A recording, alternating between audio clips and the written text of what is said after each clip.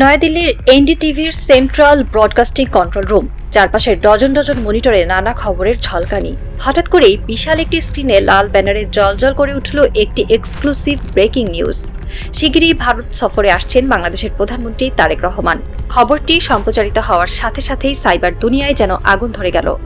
অথচ হাজার মাইল দূরে ঢাকার ক্ষমতার কেন্দ্রবিন্দুতে এই খবরের কোনো অস্তিত্বই নেই। পররাষ্ট্র মন্ত্রণালয় থেকে শুরু করে প্রধানমন্ত্রীর কার্যালয়, কোথাও তারেক রহমানের ভারত সফরের কোনো কনফার্মেটরি বা নিশ্চিত খবর নেই। তাহলে এনডিটিভি কেন এই খবর প্রচার করছে? এটি কি নিছকই সাংবাদিকতার ভুল, নাকি একটি সুগভীর ভূ রাজনৈতিক ফাঁদ? একই রাতে ঢাকার চিত্রটা অন্যরকম। শহরের প্রতিটি পেট্রোল পাম্পের সামনে শত শত গাড়ি, মোটরসাইকেল আর ট্রাকের দীর্ঘ লাইন। চালকদের চোখে মুখে চরম হতাশা আর ক্ষোভ। দেশে হঠাৎ করে শুরু হয়েছে তীব্র জ্বালানি সংকট। পাম্পগুলোতে তেল নেই। কিন্তু এই সংকট কি প্রাকৃতিক, নাকি এর পেছনে লুকিয়ে আছে কোনো অদৃশ্য সুতোর টান? ভূরাজনীতির দাবার বোর্ডে দিল্লি এবার অত্যন্ত সুকৌশলে তাদের চাল দিয়েছে। একদিকে মিডিয়া প্রোপাগান্ডা, অন্যদিকে অর্থনৈতিক শ্বাসরোধ। এই দুইয়ের মাঝে দাঁড়িয়ে বাংলাদেশ আজ এক চরম অগ্নি পরীক্ষার মুখোমুখি।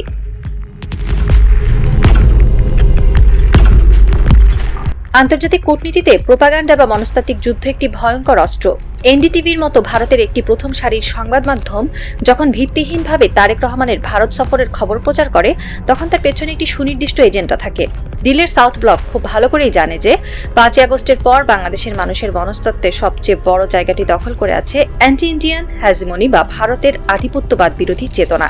এই অবস্থায় যদি প্রচার করা হয় যে বাংলাদেশের নতুন প্রধানমন্ত্রী গোপনে ভারতের সাথে আপোষ করছেন বা দিল্লি সফরে যাচ্ছেন, তবে মুহূর্তের মধ্যেই দেশের ভেতরে একটি বিশাল অবিশ্বাস এবং অস্থিরতা তৈরি হবে। ভারত চাইছে বর্তমান সরকার এবং দেশের ছাত্র জনতার মাঝে একটি সন্দেহের দেয়াল তুলে দিতে। তারা চাইছে তারেক রহমানকে একটি অদৃশ্য মানসিক চাপে ফেলতে, যাতে তিনি বাধ্য হয়ে ভারতের শর্তগুলো মেনে নেন। এটি কোনো সাধারণ ফেক নিউজ নয়, এটি হলো ঢাকার ক্ষমতার অলিন্দে অবিশ্বাস আর ফাটল ধরানোর এক অত্যন্ত নিখুঁত এবং বিষাক্ত মিডিয়া ট্র্যাপ। এনডিটিভির মনস্তাত্ত্বিক যুদ্ধের সমান্তরালে এই দেশের ভেতরে শুরু হয়েছে আরেক নীরব ধ্বংসযজ্ঞ। হঠাৎ করেই সারা দেশে জ্বালানি তেলের তীব্র হাহাকার, পাম্পগুলো বন্ধ, পরিবহন ব্যবস্থা স্থবির হওয়ার উপক্রম, আর সাধারণ মানুষের মনে দানা বাঁধছে চরম ক্ষোভ। বিশ্লেষক এবং সচেতন মহলের গাট ফিলিং বা ভেতরের প্রবৃত্তি বলছে, এই জ্বালানি সংকট মোটেও কোনো স্বাভাবিক বা প্রাকৃতিক সংকট নয়। এটি ভারতের অত্যন্ত সুপরিকল্পিত একটি ছক। 5 আগস্টের পর থেকে বর্তমান সরকার যখন জুলাই স্পিরিটের পক্ষে শক্ত অবস্থান নিয়ে ভারতের বিভিন্ন অন্যায্য আবদারের কাছে মাথা নত করতে অস্বীকৃতি জানাচ্ছে, ঠিক তখনই দেশ জুড়ে এই কৃত্রিম সংকট তৈরি করা হয়েছে। উদ্দেশ্য খুব পরিষ্কার, বাংলাদেশকে ভেতর থেকে পঙ্গু করে দেওয়া। দিল্লি জানে, একটি দেশের সাপ্লাই চেইন বা জ্বালানি খাতকে যদি স্থবির করে দেওয়া যায়, তবে সেই দেশের অর্থনীতি এবং জনজীবন তাসের ঘরের মতো ভেঙে পড়বে। তারা চাইছে পরিস্থিতি এতটাই ঘোলাটে করতে, যাতে ঢাকা বাধ্য হয়ে হাঁটু গেড়ে দিল্লির কাছে সাহায্য ভিক্ষা চায়। এটি কোনো বন্ধু রাষ্ট্রের আচরণ নয়, এটি হলো একটি স্বাধীন রাষ্ট্রকে ভাতে এবং পানিতে মারার এক আগ্রাসী ব্লুপ্রিন্ট। ভারত কেন এত মরিয়া? কারণ তারা তাদের সবচেয়ে মূল্যবান রাজনৈতিক সম্পদটি হারিয়েছে।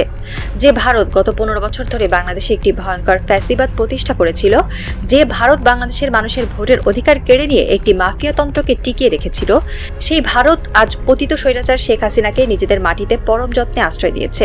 বাংলাদেশের মানুষ কখনো ভুলে যায়নি যে এই ভারত আমাদের বন্ধু নয়। তারা বন্ধুত্বের মুখোশ পরে আমাদের বুকে ছুরি চালিয়েছে। কিভাবে ভুলবে এই দেশের মানুষ ওসমান হাদির কথা? কিভাবে ভুলবে সীমান্তে ফেলানি থেকে শুরু করে অগণিত নিরীহ বাংলাদেশি লাশের কথা? বিএসএফ এর বুলেটে ঝাঁঝরা হওয়া এক একটি বুক কেবল একটি মৃত্যু নয়, সেটি স্বাধীন বাংলাদেশের সার্বভৌমত্বের ওপর সরাসরি আঘাত। গত 1.5 দশকে ভারত বাংলাদেশের রন্ধ্রে রন্ধ্রে যে ফ্যাসিবাদের বিষ বৃক্ষ রোপণ করেছিল, 5 আগস্টের ছাত্র জনতা বুকের রক্ত দিয়ে তা উপড়ে ফেলেছে। যারা আমাদের ভাইদের সীমান্তে পাখির মতো গুলি করে মারে, যারা আমাদের দেশের স্বৈরাচারকে আশ্রয় দিয়ে আমাদের বিরুদ্ধে ষড়যন্ত্র করে, তারা আর যাই হোক বাংলাদেশের বন্ধু হতে পারে না।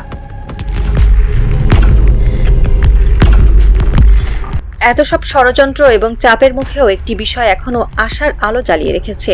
বর্তমান সরকার এখন পর্যন্ত জুলাই স্পিরিট বা 5 আগস্টের চেতনার পক্ষে অত্যন্ত শক্ত এবং অনড় অবস্থান ধরে রেখেছে। তারা দিল্লির প্রলোভন বা কৃত্রিম সংকটের কাছে মাথা নত করেনি।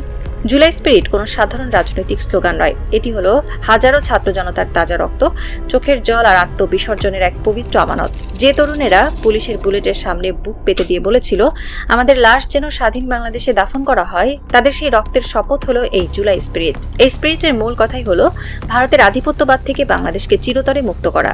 দিল্লি এখন চাইছে যে কোনো মূল্যে এই স্পিরিটকে ভেঙে দিতে। তারা চাইছে তারেক রহমানকে এমন এক চাপে ফেলতে যাতে তিনি বাধ্য হয়ে আপোষ করেন। কিন্তু আপোষের এই পথটা যে কতটা ভয়ঙ্কর তা হয়তো দিল্লির চেয়ে ঢাকা বেশি ভালো করেই জানে। এই চরম সংকটময় মুহূর্তে পুরো দেশের দৃষ্টি এখন একটিমাত্র মানুষের দিকে নিবদ্ধ, তারেক রহমান।